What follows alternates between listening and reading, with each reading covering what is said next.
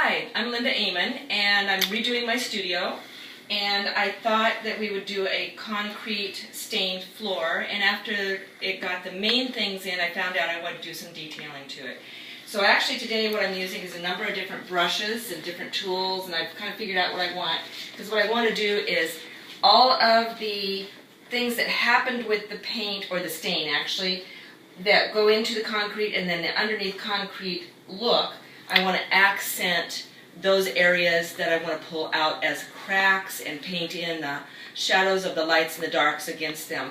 So I'm just going to do a tiny little area to show you, and then when it's all finished I will have a presentation to show you what I have finished. But today I'm just kind of working with the cracks. So down here would be a good example. This is kind of what is happening with the concrete itself. There are some of the little lines in here, and then the paint's in here.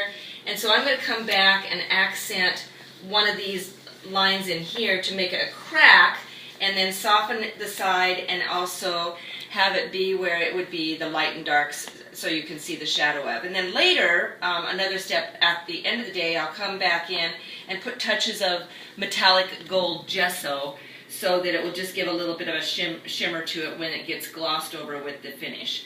So I'm using a really thin little brush, and it's doing what I'm using for the cracks. Can't find it. Here it is. Okay. And I'm doing it the same as I do with my regular paintings. I'm grabbing two colors and mixing it on the canvas, which this time is the floor.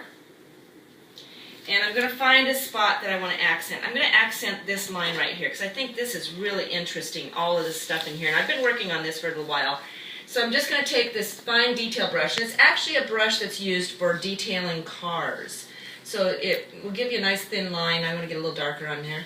Nice thin line. And then this sets in pretty quickly. So what I want to do, and I want to break the line, so I don't want to have it be continuous. So I'm wearing gloves, and I come back and I want to break the lines out pretty quickly. So I'm going to take a little bit of water on my finger and break out so that the crack looks more natural because I have breaks in it, or interrupts. And then like that. And then I'm going to take the brush and go into the creamier color and just grab over with a little bit. Because as I do that, it will back it off a little bit again, and then again rub it in, and the crack will start looking more natural than being painted on. Then I will come back and put on one side of that crack the lighter color, and pull along the edge, soften it in, and that will make it stand out. So some places I will do lighter. You probably can't see that, but there is a lighter color coming across it. There we go. I'm trying to random it out too a little bit. Then I'm going to take the darker, and I will come up another area, do the same thing, darkening it out so that you get variation. The whole idea on this is to feel that it happened natural. So sometimes you just even want to put some stuff down and rub it out.